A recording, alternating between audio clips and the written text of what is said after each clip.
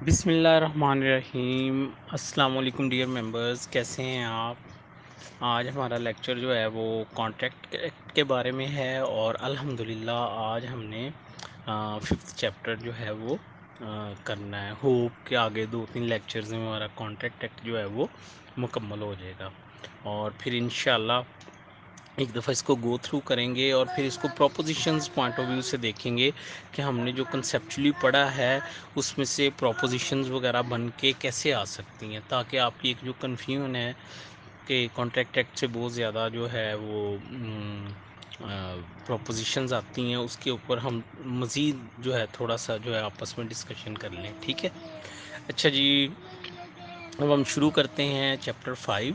मैं आप लोग जो ये लेक्चर सुन रहे हैं उनको मैं बताना चाह रहा हूँ कि हम ऑलमोस्ट जो है वो मसलन ऑर्डर राइटिंग कर चुके हैं, उस पर ऑडियो लेक्चर ले चुके हैं, ऑर्डर लिखने का तरीका सीख चुके हैं, फैमिली लॉ ऑर्डर्स लिख चुके हैं, रेंट के मुतल्लिक़ ऑर्डर्स लिख चुके हैं, प्रीएम्पशन लॉ के मुतल्लिक़ हम ऑर्डर लिख चुके हैं। फिर हम मोस्टली सब्जेक्ट्स के ऊपर अपने लेक्चर मुकम्मल कर चुके हैं, preemption act, specific relief act और civil court ordinance, family law और इसके अलावा हमने बहुत सारे स्पेसिमन्स लिखे हैं ऑर्डर्स के कि मसलन हमने बेल का एक ऐसा ऑर्डर लिखा है कि बस वही ऑर्डर अगर कर लिया जाए तो हम पोस्ट रेस्ट बेल को कर सकते हैं। हमने स्पेसिमन लिखा है कि कोई भी तलबी का ऑर्डर आ जाए तो हम वो लिख सकते हैं। हमने स्पेसिमन तैयार किया है, हमने चार्ज के बारे में स्पेसिमन तैयार किया है कि कोई भी चार्ज आ जाए तो अल्हम्दुलिल्लाह हम लोग उसको जो है वो फ्रेम कर लेंगे। तो ये सारी चीज़ें जो है वो गूगल ड्राइव के ऊपर पड़ी हैं। ठीक है, तो आप वहाँ से इसको डाउनलोड करें और उसको जो है वो देखें। ठीक है, और साथ में मेरी जो मैं बार बार रोज़ नसीहत करता हूँ वो ये है, इसको खामोश करवाओ, जो मैं रोज़ नसीहत करता हूँ वो ये है कि जनरल नॉलेज और इंग्लिश को आपने इक्वली जो है वो टाइम देना है। ठीक है, अच्छा जी, अब शुरू करते हैं हम। चैप्टर 5 है of certain relations resembling those created by contract. अच्छा डियर मेंबर्स, मैं आपको एक बहुत अहम चीज़ बताना चाह रहा था। देखिए मेरी बात सुनिए, समटाइम ऐसे होता है कि आपको सेक्शन का पता होता है लेकिन जो चैप्टर का हेड होता है वो आपने नहीं पढ़ा होता, तो वो क्वेश्चन ही चैप्टर का हेड बना देता है। मसलन ये जो आज हमने टॉपिक पढ़ना है, फ़र्ज़ करें वो आपसे कह देता है कि क्वेश्चन ये दे देता है, what are the relation resembling those created by contract. ठीक है, तो अगर आपने ये टाइटल ही नहीं पढ़ा तो बेशक आपको पता हो कज़ाई कॉन्ट्रैक्ट क्या होता है, कंस्ट्रक्टिव कॉन्ट्रैक्ट क्या, तो आप लिख नहीं सकते पेपर में ना। तो किसी भी स्टैचू को करते, जैसे कल हमने एक देखा था offences affecting the administration of justice. ठीक है, तो वो फिर हमने जब देखा तो पता चला कि वो section 195 read with section 476 of CrPC है। तो इसलिए मैं आपको इंडेक्स के ऊपर ज़्यादा ज़ोर देता हूँ कि कोई भी आपने लॉ पढ़ना है साथ साथ उसका इंडेक्स बनाएं, उसको देखें, उसके चैप्टर की हेडिंग्स देखें। तो उन हेडिंग्स से एक तो वो आपको मेमोराइज हो जाएगा और दूसरा ये है कि उस चैप्टर का जब आपको हेड याद हो जाएगा तो कल को अगर वो आपको कंफ्यूज करने के लिए उस हेड के तहत कोई क्वेश्चन देता है, ठीक है, तो आप कंफ्यूज नहीं होंगे, आप उस क्वेश्चन को कर लेंगे। फिर समटाइम हमारा कॉन्सेप्ट होता है कि एक टॉपिक के मतलब जो है वो सिर्फ एक सेक्शन डील करता है, लेकिन जब हम उसका टाइटल पढ़ते हैं चैप्टर का तो वो टाइटल भी वही सेक्शन वाला ही होता है। तो जब चैप्टर से मुतल्लिक़ा एक क्वेश्चन आ जाए तो इसका मतलब है कि उसमें जितने भी सेक्शंस हैं अपने सबको थोड़ा थोड़ा डिस्कस करना है। आपने सिंपल वो सेक्शन जो आपके ज़हन में है उसको आपने डिस्कस नहीं करना। होप कि आपको मेरी बात की जो है वो समझ आ गई है। ठीक है, हम शुरू करते हैं। सेक्शन 68 कहता है claim for necessaries supplied to person incapable of contracting और ऑन हिज अकाउंट। ठीक है, ये टाइटल है जी। अब मैं ज़रा इसकी वर्डिंग पढ़ें। When necessaries suited to life are supplied to a person incapable of entering into a contract, ये मेरे नोट्सों से आपने पढ़ना है। or to a person to whom that incapable person is legally bound to support by another person, that other person who has furnished the supplies is entitled to be reimbursed from the property of such incapable person। देखें मैंने अपने नोट्सों को कितना easy करके लिखा है। मैंने कहा है कि जब कोई शख्स जो कि इनकैपेबल हो, ठीक है, डिसेबल हो, ठीक है, और डिसेबल हो, ठीक है, तो उस शख्स को या वो लोग जो उस इनकैपेबल बंदे पे डिपेंडेंट है उनको कोई ज़िंदगी की ज़रूरियात फराहम करे, ठीक है, तो उस सूरत में, ठीक है, वो जो बंदा जिसने वो ज़रूरियात फराहम की हैं वो इस चीज़ का इंटाइटल्ड है कि उस इनकैपेबल बंदे की प्रॉपर्टी में से उसको रीइंबर्स किया जाए, यानी जो उसने अखराजात किए गए हैं वो उसको दिलाए जाएँ। देखें दोबारा बताता हूँ। फ़र्ज़ करें एक माइनर है, ठीक है, या समझ लें एक लुनेटिक पर्सन है, उस लुनेटिक पर्सन की आगे फैमिली भी है, ठीक है, और वही उनका जो है वो सरबराह है, ठीक है। अब कोई और बंदा उस लुनेटिक को सपोर्ट करे, उसको ज़िंदगी की ज़रूरियात दे, तो ये होगा to a person incapable of entering into contract, ठीक है, या उसकी फैमिली को जो कि उस इनकैपेबल बंदे पे डिपेंड कर रही है उनको ज़रूरियात ज़िंदगी जो है वो फ्राहम करे, तो फिर वो जो अदर पर्सन ने जिसने फ्राहम किए वो इंटाइटल्ड है कि उसकी प्रॉपर्टी से अपने वो जो अखराजात हैं उसने किए हैं उसको क्या करे, रीअम्बर्स करे। होप कि आपको समझ आ गई है। अब आप एक काम करें, देखें वो टेक्स्ट पढ़ें जो स्टैचू का है और जो मैंने लिखा है ये पढ़ें, तो आप देखेंगे कि मैंने 19-20 का वर्ड डाल के सिर्फ उसको सीधा किया है। तो अब ये जो सीधा करके मैंने लिखा है इसको आसान याद करना इजी है। तो अब बेशक जो स्टैचू की वर्डिंग होती है उसको लिखते वक्त आप थोड़ा सा इजी अल्फाज में कन्वर्ट कर लिया करें कि रहे सेक्शन के आसपास ही बात, लेकिन वो आपके लिए सीधा हो जाए। मसलन जैसे इसमें मैंने लिखा है जब necessaries suited to the life जो है वो प्रोवाइड की जाएँ एक इनकैपेबल पर्सन को या उसकी फैमिली को किसी दूसरी की तरफ से, तो वो जो दूसरा है वो उसकी प्रॉपर्टी से उसको रिकवर कर सकता है। होप कि आपको मेरी बात समझ आ गई। आगे मैंने ना उसके कीवर्ड्स बनाए हैं, ठीक है, इम्पोर्टेंट, नेसेसरी ऑफ लाइफ हो, suited to the condition of life हो, और लाइफ किसकी हो, ऑफ अ इनकैपेबल पर्सन और हिज फैमिली हो, supply of necessary by other person, और वो जो नेसेसरी ऑफ लाइफ है वो कौन प्रोवाइड करे, कोई दूसरा बंदा करे, entitlement of other person for, तो वो बंदा इंटाइटल्ड होगा रीइम्बर्समेंट का, ठीक है। तो अब पेपर में अगर आपको सब्जेक्टिव क्वेश्चन आ जाए ना मेंबर्स, तो देखो मैंने वो ऑर्डर 1-2 पे भी आपको क्वेश्चन दिए, तो उस पे आपने क्या करना है कि इसी तरह ही सबसे पहले जो सेक्शन है ना मैंने तो ये बुलेट्स की सूरत में लिखा है ना आपको याद हो जाए, आपने उसका क्रक्स बेशक पैरे की सूरत में लिखना है, बुलेट्स की सूरत में लिखने, मफहूम वाज़ेह होना चाहिए, उसको पता चल जाए कि ये बंदा जो है, पहली हेडिंग रेलिवेंट लॉ की होगी, दूसरी जो हेडिंग होगी वो ये होगी कि वो सेक्शन के आसपास रहते हुए आपने उस सेक्शन को अपने अल्फाज में इजी अल्फाज में रिप्रोड्यूस कर देना है, और तीसरे में आपने क्या करना है उसके कीवर्ड्स लिख देने हैं बस, और चौथे में उसकी इलस्ट्रेशन दे देनी है, और अगर उसने कोई लंबा क्वेश्चन पूछा है 20 नंबर का तो फिर आपने वो जो इंग्रेडिएंट्स बनाए हैं की पॉइंट या उसको आपने थोड़ा थोड़ा क्या कर देना है, एक्सप्लेन कर देना है। और बिलीव मी आप सिर्फ बेर एक्ट के ऊपर ग्रिप कर लें, आपके पास इतना मटेरियल होगा लिखने के लिए, इतना होगा कि आप सोच नहीं सकते, आपसे टाइम मैनेज नहीं होगा, लिहाजा कमेंट्रियों में जाना और इधर उधर उसको उसको बिल्कुल आप उस पर टाइम वेस्ट ना करें। एट दी मोस्ट जैसे मैं इसके साथ वो बिज़नेस ला की बुक लेके चल रहा हूँ, तो आप भी कॉन्ट्रैक्ट एक्ट के साथ एक बिज़नेस ला की बुक ले लें, लेकिन वो अब वो टाइम नहीं है कि आप बड़ी बड़ी कमेंट्रीज़ की बुक सुन पढ़ें, अपनी असाइनमेंटें बनाएं, दिन रात उस पर टाइम ज़ाया करें, तो वो आपका जो सिलेबस है वो फिर जो है वो कवर नहीं होगा, ठीक है। तो स्मार्ट स्टडी यही है कि इस सेक्शन को पढ़ा, उसको समझा, अपना कॉन्सेप्ट क्लियर किया, और फिर अल्लाह ताला पे मामला जो है वो छोड़ दिए, ठीक है। ले जी ये सेक्शन 68 था, और फिर इसकी लिस्ट्रेशन दी है वो लुनेटिक की, कि लुनेटिक जो है उसको एक बंदा जो है उसकी ज़िंदगी में ज़रूरियात पूरी करता रहा है, ठीक है, आगे हम जाके देखेंगे नेसेसिटी ऑफ लाइफ से क्या मुराद है, उसको खाना पीना, उसकी मेडिसन, उसका फूड, उसका ख्याल रखना, या उसकी फैमिली, अगर उसकी फिर लुनेटिक की फैमिली उस पर डिपेंडेंट है, ठीक है, तो उसको सपोर्ट करना। तो ये इसकी इलस्ट्रेशंस हैं। उसके बाद हम आगे चलते हैं। अब मैंने प्रोपोजिशनल पॉइंट ऑफ व्यू से वो जो है वो कमेंट्री वाली एक बुक से जो है वो लिखे हैं वो नोट्स। सबसे पहले वो कहता है कि सेक्शन 68 से 72 जो हैं ये डील करते हैं कोजाई कॉन्ट्रैक्ट से, या इनको कंस्ट्रक्टिव कॉन्ट्रैक्ट्स भी जो है वो बोलते हैं।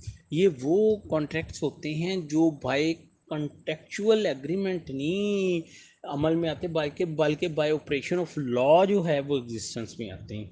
Quasi construct spring from action of the parties, यानी ये कोई तयशुदा बात नहीं होती, लेकिन ये एक्शन ऑफ द पार्टीज से सामने आते हैं। लेकिन इसके इंग्रेडिएंट वही होंगे, असेंशियल्स वही होंगे, फ्री कंसेंटेड हो, फ्रॉड, मिस रिप्रेजेंटेशन वगैरह जो है वो ना हो। अच्छा जी, फिर कहता है quasi contract is not a contractual agreement but a creation of law. अच्छा, ये मेरे नोट्स में एक्स्ट्रा बातें बताने का ना मकसद ये भी होता है कि कल को आपने इंटरव्यू भी देना है, तो वो फिर इंटरव्यू में वो चीज़ जो है वो आपके काम आएगी, ठीक है। Quasi contract is not a contractual agreement but a creation of law. Quasi contract must also fulfill all essential of a valid agreement. Contract in law not in fact, ठीक है। ये कज़ाई कॉन्ट्रैक्ट जो होते हैं इन लॉ होते हैं but not in fact होते हैं। अच्छा, एक इसने टर्म इस्तेमाल की है, इंटरव्यू में आ सकती है, क्वांटम अच्छा ये कि quantum merit. A claim arises when work is done or service performed by a person for another in circumstances which entitle the person doing so a reasonable reimbursement, ठीक है। अच्छा जी, some example of necessaries of life क्या है, expenses of minor education, expenses of minors marriage, expensive minors sisters marriage, money spent in necessary litigation of a minor, ठीक है। तो ये सारी इसकी क्या है, ये एग्जांपल्स हैं। होप के आपको ये जो सेक्शन है 68 इसकी जो है वो बड़ी अच्छी तरह से समझ आ गई। अच्छा, ये की पॉइंट्स देने का मकसद क्या होता है, आपको पता है प्रोपोजिशन हल तभी होगी अगर आपको उस पर कंसेप्चुअली ग्रिप है। तो एक तो इसको लिखने का मकसद ये होता है कि अगर प्रोपोजिशन आ जाती है तो मैक्सिमम उस टॉपिक के बारे में मटेरियल आपके पास हो। फिर उसका एक जो मकसद होता है वो ये होता है कल को आपने इंटरव्यू भी देना है तो उसके बारे में आपको मैक्सिमम नॉलेज जो है वो क्या कर दिया जाए, डिलीवर कर दिया जाए। फिर इसका मकसद ये भी होता है कि कल को अगर सब्जेक्टिव क्वेश्चन आ जाता है तो जैसे ये एग्जांपल्स ऑफ नेसेसरीज हैं तो फिर आप इसकी एक हेडिंग बना लेंगे वहीं पे कि जी ये जो है वो उसकी मिसालें हैं। देखिए मेरी बात सुने, हमेशा डिस्टिंग्विश होंगे अगर आप हर क्वेश्चन के साथ क्या करेंगे, इलस्ट्रेशन लिखेंगे, ठीक है। सब्जेक्टिव क्वेश्चन के साथ इलस्ट्रेशन लिखेंगे तो वो आपके इलस्ट्रेशन पढ़ के समझ जाएगा, आपका कॉन्सेप्ट क्लियर है। तो फिर अगर कोई छोटी मोटी मिस्टेक भी होगी ऊपर इंग्रेडिएंट्स वगैरह में या उस सेक्शन को बताते हुए तो वो उसको क्या करेगा, इग्नोर करेगा। अब हम आगे चलते हैं। सेक्शन 69 है, reimbursement of person paying money due by another in payment of which he is interested, ठीक है। कह रहा है one one person is bound. अब आपने कंपेयर करना है कि उधर सेक्शन में कैसे लिखा है और मैंने थोड़ा सा उसको 19-20 करके आसान और सीधी लैंग्वेज में कैसे लिखा है।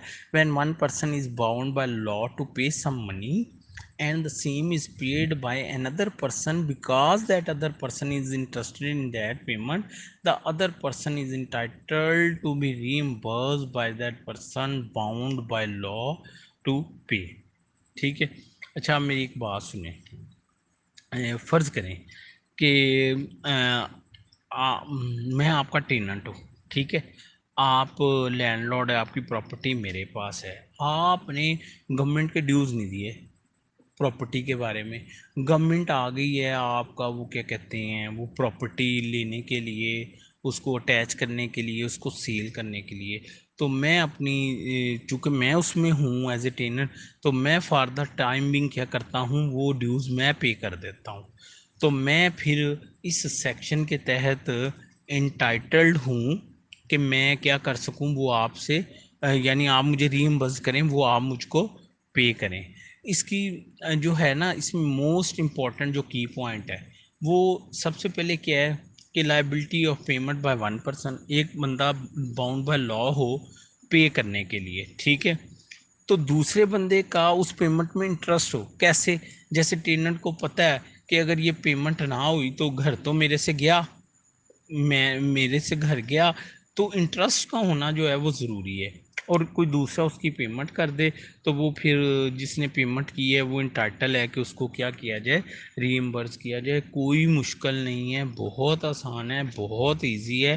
होप कि आप इसको जो है वो कर लेंगे, ठीक है। उसके बाद सेक्शन 70 है, वो क्या कहता है? Obligation of person enjoying of non gratuitous, अच्छा ये gratuitous act where a person lawfully does anything for any other or deliver anything to him। देखो दो काम है, कोई बंदा lawfully करे किसी को कोई चीज़ डन यानी किसी के लिए कोई काम करे या उसको कोई चीज़ डिलीवर करे, ठीक है, without intention to do so gratuitously and to do so gratuitously and such other person enjoy benefit therefor. और जो उसने वो चीज़ दी है या जो उसने उसके लिए वो चीज़ डन किया है, उसके लिए उससे दूसरा बंदा क्या उठाता रहे, बेनिफिट उठाता रहे। Such other person is bound to compensate person doing और डिलीवर एनीथिंग। तो वो जो दूसरा बंदा है वो बाउंड है कि वो उसको कंपनसेट करे जो वो काम जिसने वो एक्ट किया है या डिलीवर किया है, यानी जिसने बेनिफिट उठाया है वो जो एक्ट हुआ है या जो चीज़ उसको डिलीवर हुई है उसके लिए क्या करे, कंपनसेट करे। अच्छा, पहला नंबर है कंपनसेट करे, या दूसरा रीस्टोर द थिंग और डन और डिलीवरी, या फिर वो जो थिंग डन या डिलीवर हुई है उसको क्या करे, वापस करे, उसको वापस करे। अभी हम इसकी कोई एग्जांपल पढ़ेंगे ना तो आपको समझ आ जाएगी। देखिए, कहता है coolie taking luggage without asking be does not. देखें, रेलवे स्टेशन के ऊपर कुली उसने आपका सामान उठा लिया है और वो ट्रेन की तरफ चल पड़ा और आपने ऑब्जेक्ट नहीं किया, आप भी उसके साथ चल पड़े हैं। तो यहाँ पे क्या हुआ है, आप ज़रा इंग्रेडिएंट्स देखें, सारे पूरे हो रहे हैं। वेयर अ पर्सन lawfully, ठीक है, does anything for another person or deliver anything to him without intention to do so gratuitously। यानी उसने ग्रेचुअसली ये नहीं, उसने रजा कराना तौर पे करने के लिए वो लगेज नहीं उठाया, उसने मजदूरी करने के लिए उठाया। सच अदर पर्सन इंजॉय बेनिफिट और दो और उसका फ़ायदा क्या हो गया कि उसको खुद सामान नहीं लेके जाना पड़ा, उसके लिए आसानी होगी। Such other person is bound to compensate person doing a deliver thing, और जो वो कुली ने किया है उसको कंपनसेट किया जाएगा। और to restore the thing so done और डिलीवर, या ऐसी सिचुएशन भी हो सकती है जहाँ पे उसको वो थिंग्स हो डन और डिलीवर क्या की जाएगी, वापस की जाएगी। अब इसके कीवर्ड्स क्या हैं? एनीथिंग डन और डिलीवर, अच्छा जी, विद इंटेंशन विद, अच्छा जी, without intention to do so gratuitously, other person enjoy benefit from the thing done or delivered, other person is bound to compensate for the thing done or delivered or to restore things so deliver or done। ठीक है जी, समझ आ गई मेरी बात की। अब हम चलते हैं सेक्शन 71 पे। responsibility of finder of goods, person finding goods belongs to another person and taking them into his custody, ठीक है, is to be considered as billy of goods so taken into the custody। वो कह रहा है अगर किसी शख्स को कोई चीज़ मिल जाए, ठीक है, किसी दूसरे की हो और वो उसको अपनी कस्टडी में ले ले, तो उस थिंग के बारे में उसकी रिस्पॉन्सिबिलिटी जो है वो बिल्कुल ऐसे ही है जो कि जैसे कि एक बिल्ली की होती है। और एक बिल्ली और बिल्लर का जो कॉन्सेप्ट है वो हम इंशाल्लाह आगे जाके जो है वो आई थिंक कि इसमें एक सेक्शन जो है वो आएगा, वो बड़ा इम्पोर्टेंट है, बिल्ली और बिल्ली वाला चैप्टर, वो हमने जो है आगे जाके करना है, ठीक है। अच्छा, बिल्ली और बेलमेंट का कॉन्सेप्ट क्या है? उसका कॉन्सेप्ट ये है कि जब कोई शख्स जो है वो अपनी प्रॉपर्टी जो है वो कोई मूवेबल प्रॉपर्टी, ये देखें कह रहा है जी, bailment is the delivery of goods by one person to another person for some purpose upon a contract that they will shall when the purpose is accomplished be returned or otherwise disposed of according to the। तो bailment क्या होती है कि कोई शख्स जो है वो किसी दूसरे को गुड्स दे किसी ख़ास मकसद के लिए, ठीक है, और इस शर्त के साथ कि जब वो मकसद पूरा हो जाएगा तो फिर वो गुड्स क्या की जाएंगी, उसको वापस किए जाएंगे, ठीक है। तो कहता है जो शख्स वो गुड्स प्रोवाइड करेगा उसको बिलर कहेंगे, और जिसके पास आएंगी डिलीवर आएंगी बिली, यानी जिसने वो पर्पज़ अकम्प्लिश होने के बाद वो गुड्स वापस करनी है तो वो क्या है, बिली। तो वो कह रहे हैं फाइंडर ऑफ द गुड्स को भी आपने किसकी डेफिनेशन में रखना है, बिली की डेफिनेशन में। फिर हम जब आएंगे इसको तो वापस इसको आके देखेंगे। उसके बाद रिस्पॉन्सिव, अब मैंने इसका वो लिखा है जी, finding goods belonging to another taking them into his custody is to be considered as a belly of goods so taken into custody, ठीक है। क्या करे, उसको गुड्स मिले और उसको अपनी वो कस्टडी में ले ले। की पॉइंट्स क्या है, finding goods of others, taking goods in custody, responsibility as bailee, ठीक है। अब 72 है liability of the person to whom money is paid और एनीथिंग डिलीवर बाय मिस्टेक या अंडर कोर्शन। कह रहा person to whom money has been paid और anything delivered by mistake और अंडर कोर्शन मस्ट रीपे और रिटर्न द सेम। तो इसके की पॉइंट्स क्या हैं, मनी पेड और एनीथिंग डिलीवर बाय मिस्टेक और under coercion, liability to return the same. देखिए मेरी बात सुनो, एक तो ये है ना कि मैंने अंडर मिस्टेक आपको 100 रुपया देना था लेकिन 1000 रुपया दे दिया, तो चूँकि अंडर मिस्टेक दिया है तो फिर सेक्शन 72 के तहत मैं इंटाइटल्ड हूँ कि मैं आपसे वो बाकी जो है पैसे 900 रुपया जो है वो ले सकूँ, ठीक है। अच्छा, इसी तरह अंडर क्वेश्चन की मिसाल क्या है कि एक कंपनी जो है वो गुड्स देने से इनकार कर देती है सिर्फ इसलिए कि उसको इलीगल चार्ज और दिया जाए। वो पार्टी अपनी जान छुड़वाने के लिए वो इलीगल चार्ज भी, इलीगल पेमेंट भी उसको, इलीगल चार्ज भी उसको कर देती है। तो अब वो जो कंपनी है जिसने इलीगल चार्ज किया है वो इंटाइटल्ड है कि वो इस बाबत कोर्ट में आए, ठीक है, कि उसको वो जो उससे इलीगली चार्ज लिया गया वो उसको क्या किया जाए, वापस किया जाए। ये सेक्शन 72 था। चैप्टर 5 हमारा जो है वो कंप्लीट हो गया है। इंशाल्लाह अब हम अगले चैप्टर की तरफ भी जाएंगे। डियर मेंबर्स, मुझे अपनी दुआओं में याद रखें और इंशाल्लाह कॉन्ट्रैक्ट एक्ट ख़त्म हो जाएगा जल्दी। फिर उसके बाद हम जो छोटे छोटे एक्ट हैं, कोर्ट फ़ी एक्ट और रजिस्ट्रेशन एक्ट वगैरह, उसको शेयर करेंगे, उसको शुरू करेंगे। थैंक यू सो मच, शुक्रिया।